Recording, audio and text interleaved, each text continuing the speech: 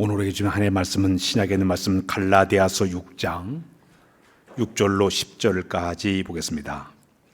갈라디아서 6장 6절로 10절에 있는 말씀, 가르침을 받는 자는 말씀을 가진 자와 모든 좋은 것을 함께 하라.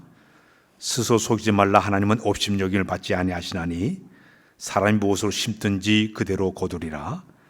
자기의 육체를 위해 심는 자는 육체로부터 썩어질 것을 거두고 성령을 위해 심는 자는 성령으로부터 영생을 거두리라.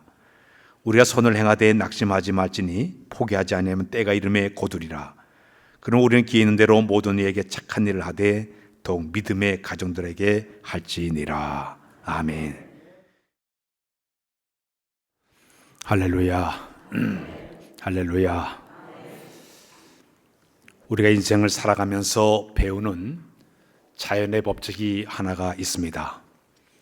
이 법칙은 심은 대로 거둔다는 법칙입니다. 종두득두라는 말이 있습니다. 콩 심은 데 콩 나고 팥 심은 데 팥이 난다, 그런 말입니다. 이 말의 뜻은 어떤 의미를 가진 건 원인에 따라서 거기에 걸맞는 결과가 나타난다는 그런 이야기가 바로 콩 심은 데 콩 나고 팥이 팥 난다는 그런 속담의 이야기입니다. 농사의 원리가 있다고 하면은 많이 심게 되면 많이 거둡니다. 반대로 적게 심으면 적게 거두게 되어 있습니다. 좋은 것을 심으면 좋은 것을 거두어요. 반대로 나쁜 것을 심게 되면 나쁜 것을 우리 거두게 되어 있습니다. 땅은 절대 거짓말을 하지 않습니다. 내가 노력한 만큼 결과를 얻는 것이 땅의 원리라고 볼 수가 있습니다.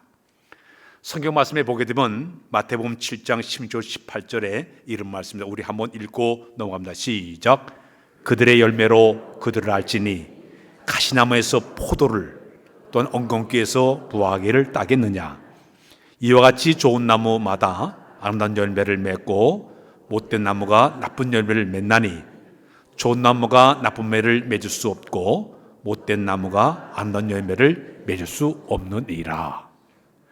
열매를 보게 되면 그 나무가 어떤 나무인지 결과를 알게 되는 것이에요. 평상시에는 잘 모르지만은 열매를 딱 보고 이 나무가 좋은 나무로구나, 나쁜 나무나 결과를 통해서 우리가 알아지게 되는 것입니다. 그래서 우리의 신앙생활하는 전원님들에게 가장 중요한 자세는 내가 이 땅에 신앙생활하며 살아가는 동안에 될 수 있으면 좋은 열매, 선한 열매, 아름다운 열매 있기 위해서 노력하는 마음이 우리에게 필요한 줄로 믿습니다. 좋은 나무는 열매를 통해서 평가를 받아요. 내가 좋은 열매를 맺어야만이 이거 좋은 나무라 인정받게 돼요. 나쁜 나무는 열매를 맺고 싶어도 맺지 못하기 때문에 우리가 좋은 열매 맺는 노력하는 것이 가장 필요하다고 볼 수가 있습니다. 심고 거두는 이 법칙은 우리의 농사에만 적용되는 것이 아니라 우리의 인생의 삶 가운데도 여러 가지로 적용이 상당히 많이 되고 있습니다.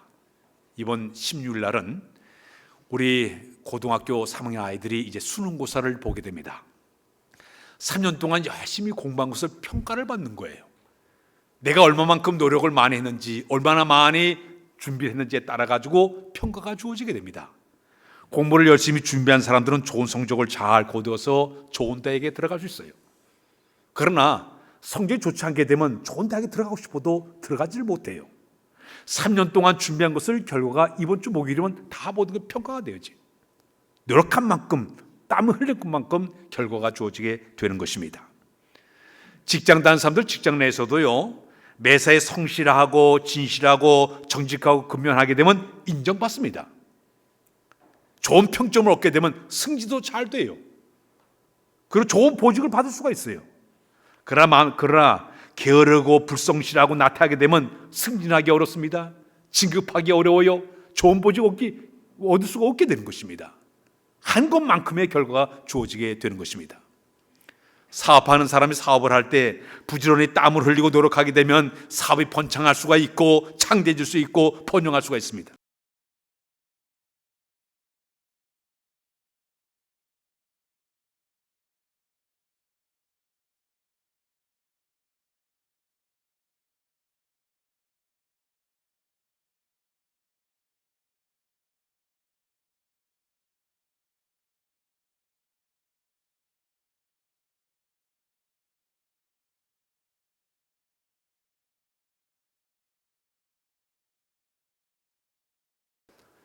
또 은메달을 따고요, 동메달을 따.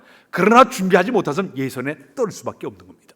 노력한 만큼 결과가 주어지게 되는 것입니다. 그런데 심고 거두는 이 법칙은 우리의 일상생활 속에만 있는 것이 아니라 신앙의 삶 속에도 이것이 적용이 되고 있습니다. 우리가 이 땅에 살아가면서 내가 씨앗을 좋은 걸 심어놓게 되면 결과를 얻어지게 되는데, 특히 우리 신앙을 갖고 있는 사람들은 여러 가지 씨앗 가운데 5가지 씨앗만 잘 심어도 우리의 삶에 놀라운 축복의 은혜가 주어지게 됩니다. 즉 그 첫 번째는 예배의 씨앗을 잘 심어야 돼요. 따라서 할까요? 예배의 씨앗. 내가 이 땅에서 예배를 잘 드리되, 요한복음의 4장 24절에 보게 되면 하나님은 영이실까, 시작. 하나님은 영이시니 예배하는 자가 영과 진리로 예배할지니라. 기왕 하나님께 예배 드릴 때 영과 진리로 참 하나님 앞에 진실된 마음으로 예배를 잘 드리게 되면 그것만큼의 여호와의 복이 임하게 되는 것입니다. 솔로몬 왕이 기본산의 1000번제를 하나님께 드렸습니다. 1000번제를 하나님은 기쁘게 흠양하셨어요. 받은 다음에 여기는 솔로몬에게 내가 너에게 무엇하여 주기를 원하냐 소원을 얘기하라고 했습니다. 그때 솔로몬이 제가 어린 나이에 왕이 되었기 때문에 이 나라를 제대로 끌어갈 자신감이 없습니다. 저에게 필요한 것은 지혜와 총명을 달라고 얘기합니다. 그때 우리 하나님께서 이 솔로몬 왕에게 지혜와 총명만 주신 것이 아니라 보너스로 부귀와 영화를 그에게 선물로 주십니다. 1000번제의 그 제물을 하나님 기쁘게 흠양하셨어요. 오늘 아침 예배하는 여러분들의 모든 모습들, 몸과 마음과 모든 것을 다 최선을 다해서 예배를 때 주님이 기쁘게 흠양하는 시간이 되어야 될 줄로 믿습니다.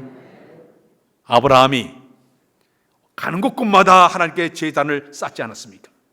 가장 클라이막스가 이번 주 수요일날 설교가 나가지만 자기 하나밖에 없는 아들 이삭을 하나님께 모리산에 드리는 그 장면은 극적인 장면이에요.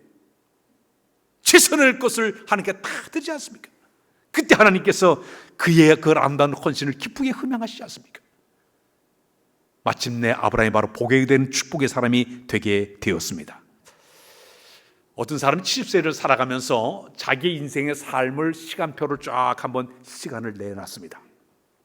70세 동안 살아가는 동안에 자기가 잠자는 데 시간을 허비한 시간이 23년이 세월을 잠자는 데 시간을 투자했습니다. 열심히 일하는 데 시간을 투자한 것은 20년 세월이 일하는 데다 투자를 했습니다. 쉬면서 노는 시간을 따져보니까 7년의 세월을 갖다 쉬면서 노는 시간에 투자를 했습니다. 먹고 마신 데 시간을 계산해 보니까 6년의 세월을 갖다가 70년 가운데 투자를 했습니다. 심지어는 약속한 사람을 기다리는 데 시간을 허비한 것이 3년의 세월을 흐르기도 했습니다. 전화기 들고 수다를 떤 시간을 다 계산해 보니까 1년 정도의 70년 가운데 1년의 시간을 허비했습니다. 그런데 정작 예배 시간을 전부 계산해 보니까 1년 6개월 정도가 되었다고 합니다. 70년 가운데 1년 6개월 그 짧은 시간을 하나님께 드려야 되는데 그것마저도 인색한 마음으로 게을러서 진정으로 하나님께 예배드리지 못한 자기의 자신이 너무나 안타까운 모습이었다고 고백하는 것을 보았습니다. 사랑하는 여러분, 우리가 주님 앞에 씨앗을 심는 이 예배의 씨앗은 신령과 진정함으로 씨앗을 잘 심게 되면 주의 축복의 은혜가 우리에게 주어지게 될 줄로 믿습니다. 두 번째 씨앗이 있습니다. 기도도 씨앗과 똑같아요. 따라서 기도의 씨앗. 우리가 하나님께 기도하는 것은 주님 앞에 씨앗을 심는 것과 똑같습니다. 우리 하나님은 우리가 기도할 때 100% 응답하십니다. 어떻게 응답하십니까? 3가지 방법으로 우리에게 응답하십니다. 첫 번째가 알았다, 즉각적으로 주는 것이 첫 번째 응답의 내용이에요. 두 번째는 안 돼, 이것도 응답이에요. 위험하긴 하기 때문에, 지금 때가 아니기 때문에 안 된다는 것도 응답이에요. 세 번째 응답은 웨이트, 기다려라. 때가 되면 너에게 줄 테니까 기다리라. 그래서 우리 기도의 모든 내용은 100% 응답이 주어지게 됩니다. 내가 기도하게 되면 즉각적으로 내일 이루어지는 것도 있지만은 어떤 건 일주일 후에 이루어지는 것도 있고 1년 후에 이루어지는 것도 있고 10년 후에 이루어지는 것도 있고 어떤 건 내가 세상을 떠난 다음에도 그 기도의 씨앗은 심어졌기 때문에 열매 맺게 되게 되는데, 오늘 우리가 이 땅에 살면서 기도의 씨앗을 심을 때는 어떤 마음을 가지고 우리가 심어야 될까요? 성경에서 유명한 말씀이 예레미야 33장 3절의 말씀이에요. 우리 다 같이 시작. 너는 내게 부르짖으라. 내가 내게 응답하겠고 내가 알지 못하는 크고 은밀한 일을 내게 보이리라. 신약에 보게 되면 마태복음 7장 7절 8절에 보면 이런 말씀, 시작. 구하라 그럼 너에게 주실 것이요, 찾으라 그리하면 찾아낼 것이요, 문을 두드리라 그리하면 너에게 열릴 것이니 구하는 이마다 받을 것이요, 찾는 이가 찾아낼 것이요, 두드리는 이에게 열릴 것이니라. 기도하는 대로 열매가 맺게 될 줄로 믿습니다. 이 땅에서 산 날 동안 우리의 기도의 씨앗을 잘 심어내서 열매를 거두는 여러분의 모습이 되어야 될 줄로 믿습니다. 세 번째, 우리가 씨앗이 있습니다. 세 번째는 내가 헌신과 봉사의 씨앗을 심는 것이 필요합니다. 내가 하나님 앞에 나와서 헌신과 봉사와 또 이제 세상에 나가서도 내가 헌신과 봉사하는 그 모든 씨앗을 심어놓게 되면 언젠가는 열매를 거두게 됩니다. 하나님은 특별히 주를 위한 헌신의 봉사는 일면치 않으시고 반드시 우리에게 복을 주신 분이 우리 하나님이세요. 내가 이소에 선한 행진 행하는 그 아름다운 그 모습도 지금 다 기억한 바가 되게 됩니다. 고넬료가 그가 구제 사업을 하는 것을 하는 게 딱 보시고 내가 내 구제하는 그 모습을 귀하게 보셨다고 얘기하고 있습니다. 연락하셨다고 얘기하고 있습니다. 내가 행하는 모든 헌신과 내가 행하는 모든 봉사 다 주님이 기억하신 바 되게 된다는 이야기입니다. 미국의 위대한 설교자고 신학자였던 푸슨 대학의 총장이었던 조나단 웨디오드라는 목사님이 계십니다. 이번은 미국의 청교도 신앙의 그 뿌리를 깊게 내려오면서 철저하게 자녀들을 열심히 신앙교육을 시켰어요. 그 미국 땅에 청교도 신앙의 부흥의 역사를 일으킨 위대한 목사님이었습니다. 그의 위대한 신앙의 씨앗을 심어놓고 그가 세상을 떠났습니다. 훗날 그가 세상을 태어난 지 이제 세상을 떠난 지 300년이 지난 후에 그의 후손들을 조사하게 되었습니다. 자, 그런데 300년 동안 흘러간 뒤에 그 후손들을 전부 조사해 보니까 모두 후손이 철저히 하나님을 잘 섬기는 거예요. 하나님을 최선을 다해서 섬기게 되는데 그 가운데 대학 총장이 13명이 나왔습니다. 교수가 68명이 나왔습니다. 의사가 60명이 나왔고 목사님이 100명이 나왔습니다. 저술가가 60명이 나왔고 장군이 75명이 나왔고 법률가가 100명이 나오게 되었고 공무원이 80명이 나오게 되었고 부통령이 2명이 나오게 되었고 상원, 주지사, 시장, 대사, 할 수 없는 모든 사회 모든 전반에 아주 아름다운 인물도 그리 쓰임받게 되었습니다. 한 사람의 그 신앙의 뿌리가 그대로 연결되어서 자손 만대까지 그 복의 역사가 흘러내려가게 되었습니다. 그러나 양주장을 만들어놓고 술을 팔던 사람, 운영하던 사람을 조사해봤습니다. 조사해보니까 정신병자와 알코올 중독자 50명이 나왔습니다. 그의 그 후손들을 보니까 제도적인 교육을 받지 못해서 정부 정원 간신히 살아가는 사람 수백 명이 되었습니다. 아름다운 그 헌신의 아름다운 봉사 이 모든 모습들은 언젠가 열매를 맺게 되는 것이 바로 진리입니다. 성도 여러분, 이 땅에 산 날 동안 내가 하나님을 섬길 때마다 진정한 헌신과 아름다운 모습을 섬길 때마다 씨앗이 심어지게 되면 귀한 열매를 맺게 될 줄로 믿습니다. 출애굽기 20장 5절 6절에 보면 이런 말씀이 있습니다. 시작. 그것들에게 절하지 말며 그것들을 섬기지 말라. 나를 미워하는 자의 죄를 갚되 아버지로부터 아들에게로 3세대까지 이르게 하거니와 나를 사랑하고 내 비경을 지키는 자에게는 천대까지 은혜를 베푸시느니라. 할렐루야. 귀한 하나님을 섬기는 것 진실한 마음으로 정말 최선을 헌신할 때마다 그 씨앗이 열매를 맺게 될 줄로 믿습니다. 네 번째 씨앗이 있습니다. 열심히 전도하는 것도 씨앗을 심는 것과 똑같습니다. 따라서 전도의 씨앗. 내가 열심히 전하고 복음 전도하고 사람을 전도시키게 되면 그것처럼 아름다운 일이 없어요. 상급이 어떤 상급이 주어진가 봤더니 다니엘 12장 3절에 축복을 그렇게 소개해요. 시작. 지혜 있는 자는 궁창의 빛과 같이 빛날 것이요 많은 사람을 옳은 대로 돌아오게 한 자는 별과 같이 영원토록 빛나리라. 하늘나라의 스타가 누군지 아십니까? 전도 많은 사람이 하늘나라의 스타예요. 별과 같이 빛나게 되는 거예요.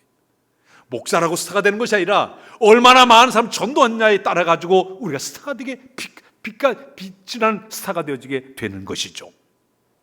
우리 한국의 복음 역사 가운데 최골렁 목사님이 계십니다. 원래 이 목사님의 이름이 최봉성 목사님이시죠. 이분은 전도할 때 예수 천당 불신 지옥을 외쳤어요. 예수 믿으면 천당 가지만 불신 믿지 않으면 지옥 간다, 이것만 외쳤는데요, 얼마나 많은 사람들이 돌아온지 몰라요.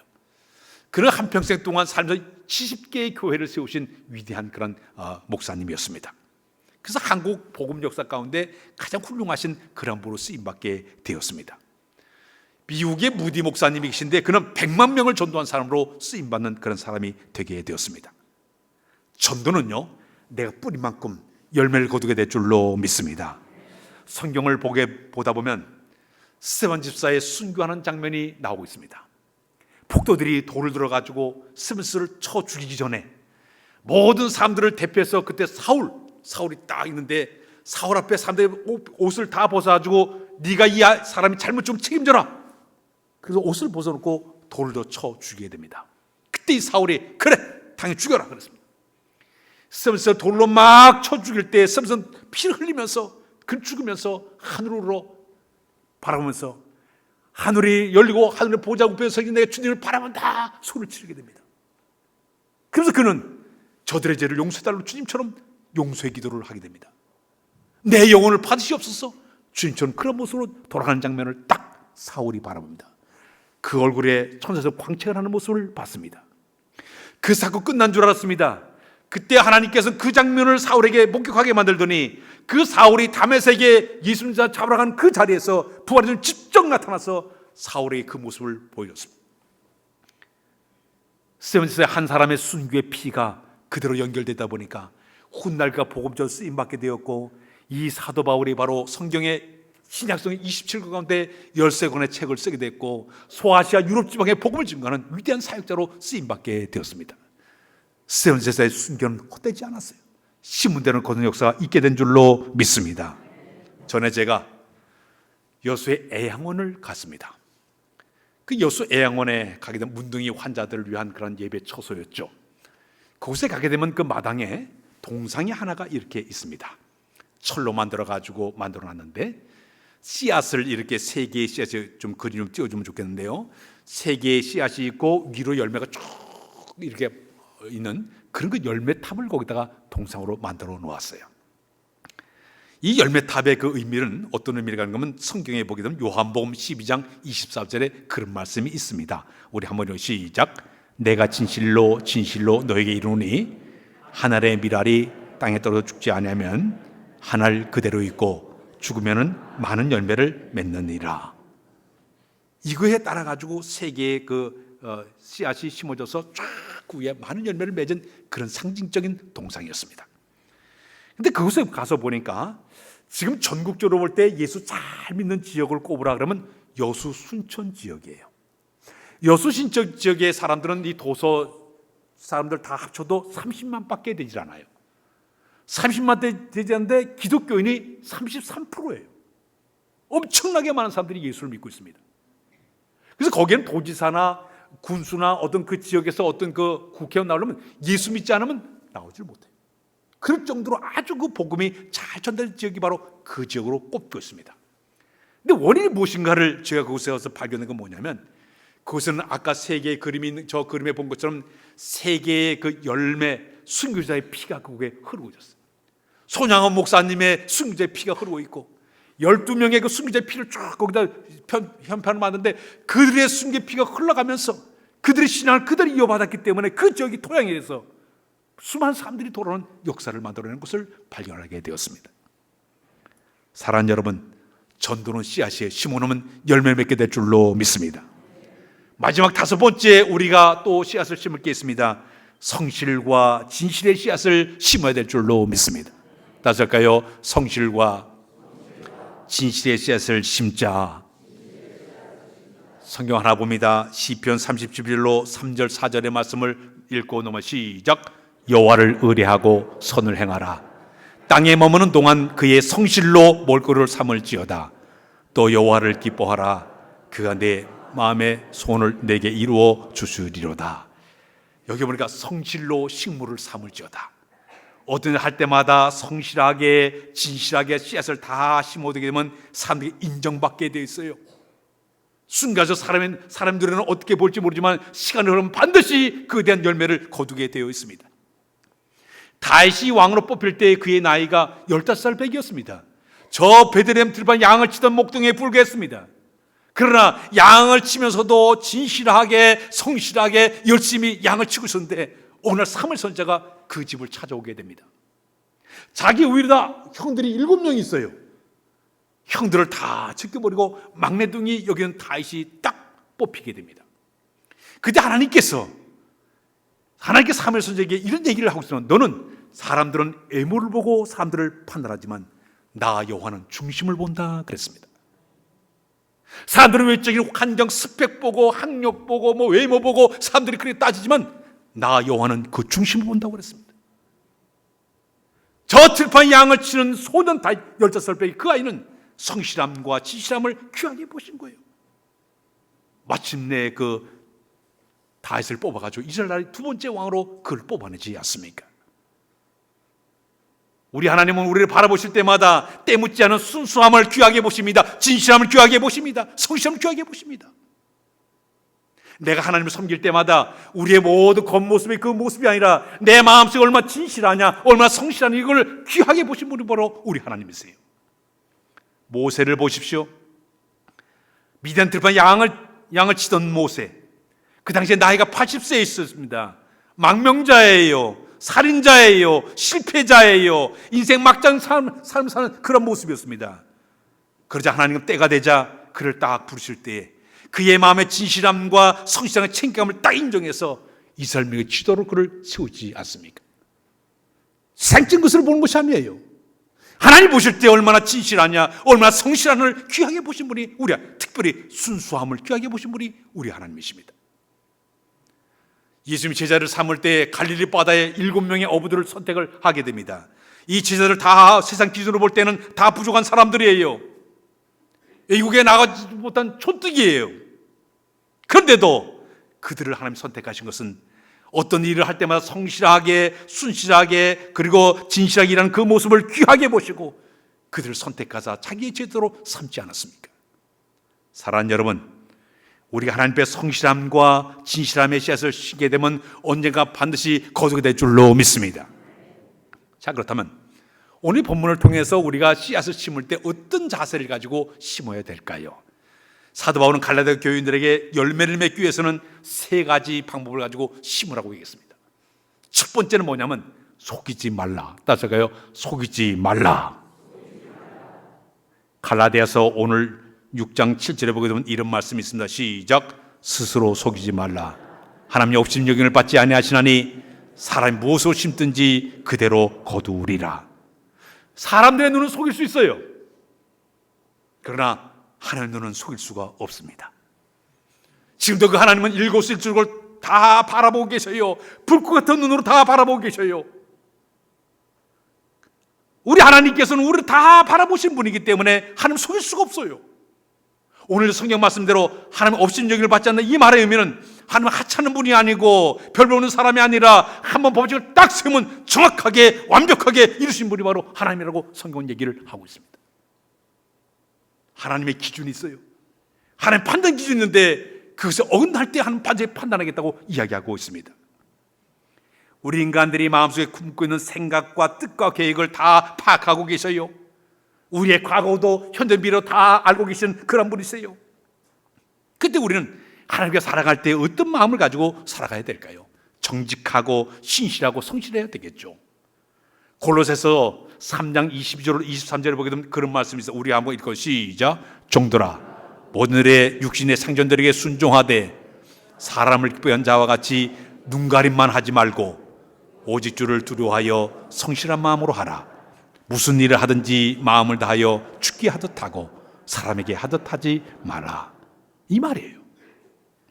하나님 앞에 내가 어떤 일을 우리 하나님 앞에 행할 때마다 중요한 것은 절대 하나님 속일 수 없기 때문에 성실하게 진실하게 일을 잘하게 되면 주님 우리의 마음의 중심을 보시고 놀라운 은혜로 채워줄 줄로 믿습니다. 요셉이 포티발의 집에 끌려가지 않았습니다. 노예로 끌려갔습니다. 끌려가서 그는 성실하게 진실하게 정직하게 일을 너무너무 잘했습니다. 그러다가 억울한 누명을 뒤집어쓰고 감옥에 들어갔습니다. 그는 감옥에 들어서 절대 원망하지 않았습니다. 실망하지 않았습니다. 탄식하지 않았습니다. 좌절하지 않았습니다. 그곳에 들어가서 감사하는 마음으로 아주 진실하게 성실하게 그저 거기서 일을 너무 잘했습니다. 그러자 간수장이 그를 딱 인정하게 됩니다. 인정해가지고 그에게 집안적인 업무를 다 맡겨버립니다. 이 일을 잘하다가 어느 날 그는 뽑혀가지고 애굽 나라의 두 번째 높은 총리까지 올라갑니다. 그곳에 올라가서도요, 진실하게 정직하게 진실하게 그 일을 잘 감당하게 됩니다. 감옥에서도 높은 자리에 올라가도 어느 곳에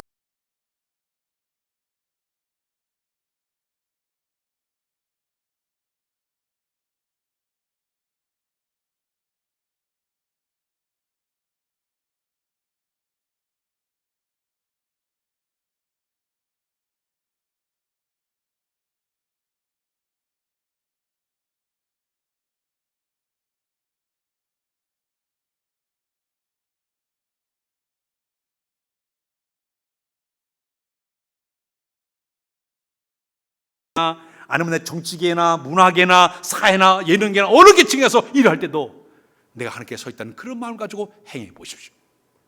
언젠가는 열매를 거두게 될 줄로 믿습니다. 시편 139편 7절에 보게 된 그런 말씀이 있어요. 시작. 내가 주의 영을 떠나 어디로 가며 주 앞에서 어디로 피하리이까.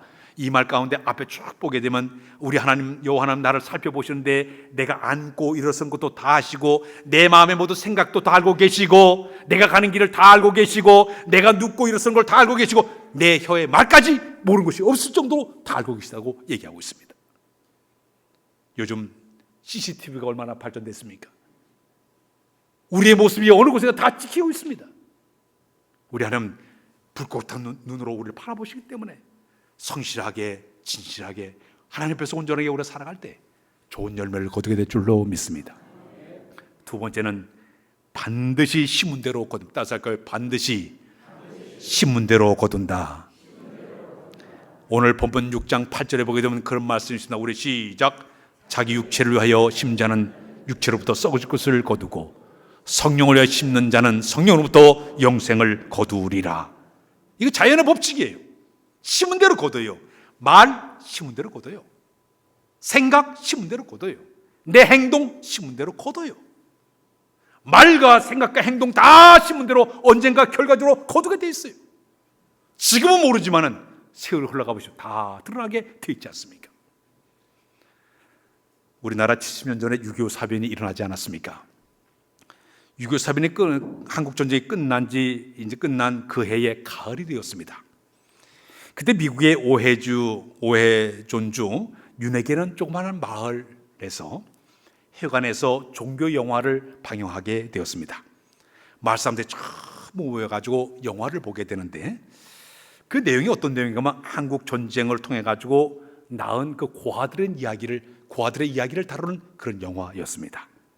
처참하게 그 고아들이 사는 그 모습을 다 보여주는 거 보면서 동네 사람들이 마음속에 굉장히 마음의 아픔을 겪게 되었습니다.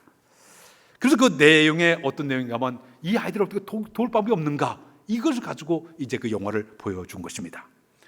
영화를 마친 다음에 해리 홀드와 버디라는 이 부부가 집에 와서 그저 이 아이들을 위해서 우리가 무엇을 할 것인가 그에 고민하기를 시작했습니다. 근데 생활이 넉넉하지 못했어요. 근데 자꾸 그 아이들이 자꾸 눈에 밟히다 보니까 결단을 냈습니다. 우리 땅을 좀 팔자. 그 땅을 팔아가지고 돈을 챙겨가지고 마침내 이 한국 땅에 도착을 했습니다. 그래서 그 당시에 6.25 사변 전쟁 후에 전쟁 고아들과 호련아들 8명을 이제 데리고 마침내 미국으로 돌아갔습니다. 이 아이들을 이제 데려가지고 그들을 이렇게 케어하고 돌보게 되는데 이 사실이 미국 사회 신문에 딱 나오게 되었습니다. 그래서 여러 단체와 여러 개인들이 그 이 부부를 막 돕기를 시작했습니다. 이 훌륭한 일을 돕기를 시작했어요. 이게 계기가 돼가지고 마침내 이 농부 부부가 시작한 재단이 1955년도에 창립한 홀트 아동복지가 그때 생겨났습니다. 그래서 많은 이 고아들을 위해 가지고 이 많은 미혼모들, 장애자들을 현재는 다문화가정까지 손을 대면서 끊임없이 그 일을 지금도 행하고 있습니다. 처음에 시작한 부부가 순수하게 시작했지만 훗날 결과 이렇게 아름다운 결과를 맞게 되었습니다. 사랑하는 여러분, 우리의 아름다운 모습을 심게 되면 반드시 거두게 될 줄로 믿습니다. 마지막에는 때가 되면 거둡니다. 따라서 때가 되면 거둔다. 오늘 본문 6장 9절 우리 읽겠습니다. 시작.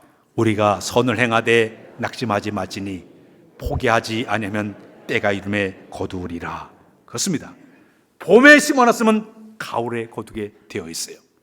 심어놓으면 반드시 거둡니다. 농부가 이제 나무를 심고 열매를 심어놨으면, 씨를 심어 기다리는 것 같이 심어놨으면 참아야 돼요. 기다려야 되는 거예요. 가을까지 기다려야 되는 것이에요. 야고보서 5장 7절에 보게 되면 그런 말씀이 있습니다. 시작. 그러므로 형제들아, 주께서 강림하신까지 길이 참으라. 보라, 농부가 땅에서 나는 귀한 열매를 바라고 길이 참아 이른 비와 늦은 비를 기다리나니. 우리 인생 그 자체는요, 기다림의 연속의 삶이에요. 한 아이가 태어나게 되면요, 얼마나 기다려야 될까요? 젖을 떼야 되죠. 엎치기 뒤치기도 해야 되죠. 뒹구기도 하고 옹알이도 하게 되고 말을 배우게 되고 소대변도 가려야 되고 이유식도 먹어야 되고, 그리고 이 아이가 학교도 가야 되고 졸업도 해야 되고, 이 한 아이가 자는 과정이 얼마나 기다릴지 몰라요. 신앙도 마찬가지죠. 내가 신앙의 삶을 계속 키워가는 것처럼 기다림이 필요하다고 볼 수 있습니다. 성경을 보게 되면 우리 하나님 기다리시는 분이에요. 어떤 쉽게 주기보다는 그의 신앙이 완숙하게 자랄 때까지 기다리신 분이 바로 우리 하나님이시죠. 아브라함 약속을 25년 만에 약속을 이뤄내고 있습니다. 25년을 기다리게 합니다. 요셉 어릴 때 꿈을 꿨지만은 그가 30세까지 그 총리까지 올라가기까지 13년의 세월 동안 연단과 훈련의 가족을 거친 다음에 그를 올리시고 있습니다. 모세는요, 미디안에 40년 동안 훈련과 연단 가족을 거친 다음에 그 다음에 그를 더 쓰고 있습니다. 다윗은요, 15년의 세월 동안 15살에 기름 부음 받았지만 15년 동안 연단과 훈련의 과정을 거친 다음에 그 다음에 다시 쓰임받게 됩니다. 노아는 배를 대 110년 동안 뚝딱뚝딱 배를 만져 기다리게 되었습니다. 신앙은요, 기다림의 연속이에요. 우리 참지 못하다 보니까 삐지고 토라지고 넘어지고 자빠지고 쓰러지고 그렇습니다. 그러나 신앙의 삶에 필요한 것은 기다림이 우리에게 필요한 줄로 믿습니다. 전도서 3장 1절에 보게 되면 그런 말씀이 있습니다. 인생의 모든 삶에는 시작 범사가 기한이 있고 천하만사가 다 때가 있나니 그랬습니다. 3장 13절에 보게 되면 그런 말씀이 시작 사람마다 먹고 마신 것과 수고함으로 낙을 누리는 것, 그것이 하나님의 선물인 줄도 또한 알았도다. 언젠간 다 심어놓으면 거둘 때가 있기 때문에, 때가 되면 거두기 때문에 기다림이 우리에게 필요한 줄로 믿습니다. 하나님에게 그것을 맺습니다. 미국의 제16대 대통령 에브라함 링컨 대통령이에요. 그는 대통령 재임 시에 이제 가끔 종종 워싱턴 DC에 있는 뉴욕 에비뉴 교회를 그가 방문해서 예배를 드리게 되었습니다. 그 대통령이 앉는 자리가 정해져 있어요. 그곳에 가서 늘 예배를 드리는데, 그 당시 그 에비뉴 교회의 목사님이 조셉 목사님이 목회를 하고 계셨습니다. 근데 우연히 한 번은 그 링컨 대통령이 쓰던 아주 낡은 성경책을 이제 예배를 드리고 난 다음에 놓고 간 적이 있었어요. 그 낡은 성경책을 우연히 이렇게 피다 보니까 어느 곳에 보니까 아주 손자국이 있고 눈물 자국이 난 그런 성경 구절을 발견하게 되었어요. 이렇게 보니까 시편 30편 7절의 말씀이 거기 쓰는 것을 발견하게 되죠. 혹시 준비됐나요? 시작. 여호와 앞에 잠잠하고 참고 기다리라. 자기 일이 형통하며 악한 길 인자 때문에 불평하지 말지어다. 정치하다 보니까 얼마나 많은 그것을 받았겠습니까? 스트레스를 받고 공격을 당하고 어려움을 당하고, 그럴 때마다 그는 성경 말씀을 부여잡고 읽으면서 눈물을 흘리면서 기도하면서 참고 인내하며 기다렸다고 그것을 표현한 그런 글귀였습니다. 수많은 대적들 앞에서도 흔들림이 없이 참고 인내하며 기다린 사람이 바로 링컨 대통령의 모습이었습니다. 오늘 여러분, 우리의 삶도 현재 좀 힘들고 어렵다 하더라도 이겨내시길 바랍니다. 기다리시기를 바랍니다. 반드시 우리에게 놀라운 은혜로 채워줄 줄로 믿습니다. 기도합니다. 심고 거두는 법칙을 배우도록 인도해 주셨사오니 감사합니다. 선한 것을 많이 심도록 도우셔서 안난 것 거둘 만한 우리 모두가 되도록 인도하여 주옵소서. 우리 모두에게 하나님의 뜻을 잘 분별하여 인내하는 마음을 갖도록 인도하여 주옵소서. 참고 견디면서 기다리는 우리 모습 되도록 인도하여 주옵소서. 예수 그리스도의 이름으로 기도하옵나이다. 아멘.